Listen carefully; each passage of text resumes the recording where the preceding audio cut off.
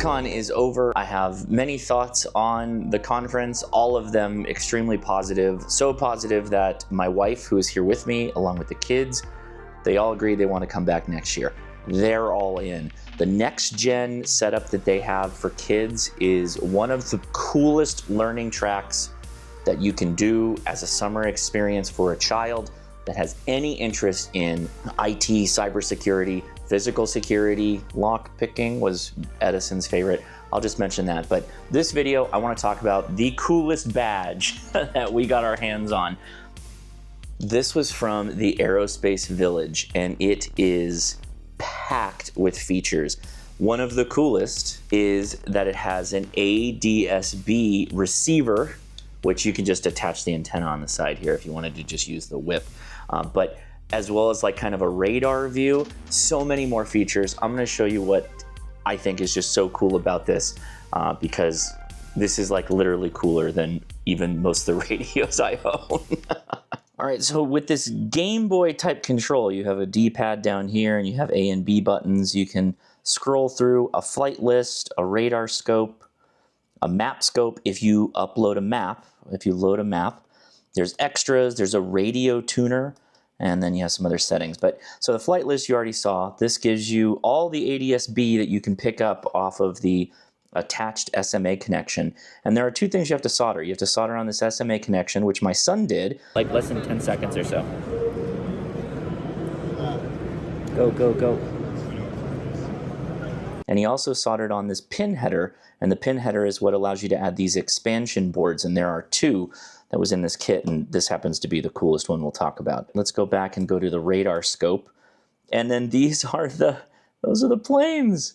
That's the radar. Now, I can't tell you what the little colors mean, that they all mean different things, but you can zoom, apparently. My son was telling me you can zoom. He knows this a little bit better than I do, apparently. Ah, yes, there is a dial. Yes, of course. Oh, cool. Look at that. Target acquisition. Look at that. So cool. Very, very cool for kids. A lot of people were rocking these at the show, what they were picking up. A lot of people were just running the whip, which this antenna was included, this little kind of ground plane antenna. The copper bits on the bottom you didn't have to use, and you could just use that stinger on the back, and that's what a lot of people did. As far as radio tuner, let's go to that. So here you could actually do direct tuning, and you can see it changes this guy, and you can go in here and make frequency changes, and you can direct tune in FM as well. Now, this does have a headphone jack here, which we'll listen to here shortly, as well as controls on this head unit, which we're going to use for a very specific feature which blows this out of the water for many other things. You can go to airband. Yes. Okay, well, now I guess I'm just spoiling the secret in all this. This has airband. Airband AM. It'll do FM broadcast and A-band or AM airband, which is really, really cool. And you can go through and change presets if you want to do that, or just back on out. Now, under extras, this is where they've got a lot of fun stuff. So there's a media player, and yeah, I think that's from like Gravity or something like that. I don't know what that's from. But yeah, you can go through a number of pre-cached videos. My favorite, though, obviously, Top Gun, the Val Kilmer volleyball scene with Goose. It's so good. Very, very cool, of course, yeah. Is that Gotenks? Gotens? I think it's Goten. That's it. Goten. That's it. Got it. Anyway, there's a clock, which I think you need GPS. That's probably not correct. There is a Game Boy emulator on this thing. The Aerospace Village who puts this on, I am told, makes some of the best badges every year, and this one is like no exception. This is really, really cool, as well as a freaking O-scope, guys. And yes, you can go in here and change different types of waves. I do not know how to use this yet. I don't know where the inputs are, but I think we can go in. There we go. Okay, so zoom. Yeah, we can zoom. Good. Lock that in. Okay, there we go. Let's take, we don't want to be, there we go. Yes. Oh, why not? Yeah, sure. Let's change the color. Can we change the color? Maybe not. Anyway, I don't know how to use all this yet, but I just had to share how cool this is. This is like, it's literally a PCB with some serious processing power in here for the tool suite that it's got. and I'm just really impressed by it.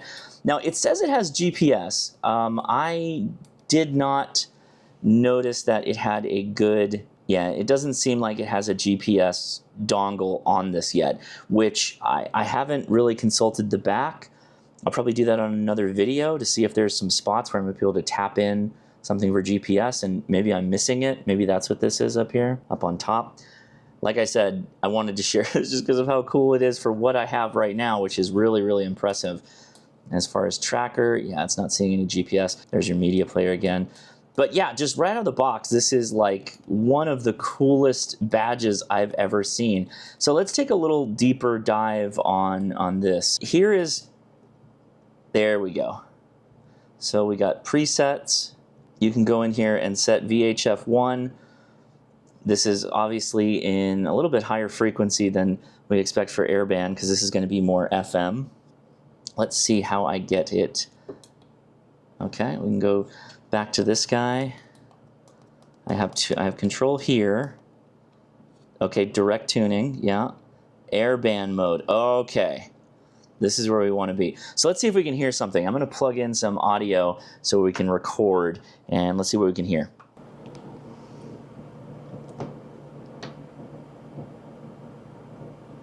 I did have to take it out of the weather radio thing on the main, and that's when this guy lit up, and he's saying weather radio, which you can click into, and now we are hearing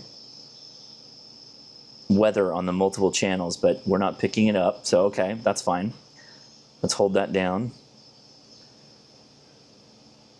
And again, and there we go. Okay, so now we can go to FM radio. It is picking up radio.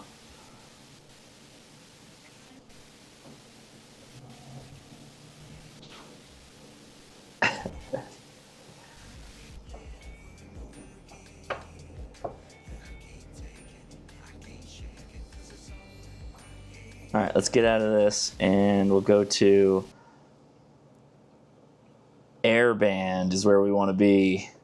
Let's see if we can get some airband. All right. I need to look up a frequency really quick. All right, so I've tried a couple of frequencies on the approach frequency, the ATIS frequency, a number of other things, and I'm not hearing anything right now. So I'm gonna have to play around with this a little bit to figure out what it is, but still, the fact that this is all included is just freaking cool. What a really cool badge. They absolutely killed it with this. So great job, Aerospace Village. Great job, Aerospace Village. You did a good job. Now, I mentioned other boards. So this was the radio board, which works again for FM. Get out of here. You can take this off though. So let's go ahead and do that. And there's another attachment, which I think was severely underrated, which was the Winnebago. Just amazing. Just so cool. All right, I couldn't leave well enough alone, so after driving home, I plugged in a proper 1080 or 1090 megahertz ADSB antenna, and yeah, we're getting a ton of signal. So the back of this guy, yeah, is the ADSB connection for the antenna, which, okay, verified, good. I did have to realign where my lat long was for where my house is, and yes, you have to do that and then reboot this thing to get it to work. Now, I also learned that the radio portion, so the main body was actually last year's Aviation Village badge, but this head unit, this guy, this little helmet, is the new edition, and this is what allows for reception of airband radio on AM and voice, FM broadcast, and the weather radio. Good news, there is an external antenna jack. It's right here, and it's that little guy that we use on like mesh-tastic antennas. It's right there, and I figured it out because I kept bumping it when I was putting in the headphone jacks, and I could hear because it was basically coupling to my body, and that worked okay. But I also did just grab a little mesh-tastic antenna, and that does it. Now, probably need a better antenna, maybe something we can mount up here. There appears to be an antenna right there on the actual screen printing, but for the life of me, I don't know. It looks like that lead is broken, or there's something, yeah, there's a little surface mount on top of it that's covering it. I'm not sure if I'm supposed to jump that or just leave it alone, but effectively plugging in this little wire antenna allows me to pick up broadcast FM and the weather station for weather radio. I can't hear airband AM yet with it, so that's something I'll have to look at further. I did get the Wi-Fi connected. I didn't want to connect any random Wi-Fi with this thing, regardless of having no information attached to me. And I couldn't get the sat dump working, so I'm unsure how that all works yet. So more to come, hopefully, maybe in the future. This thing's a winner, though. A lot of fun. My kids sure love it. I highly recommend you consider coming to DEF CON in the future if you are into the things that they do here.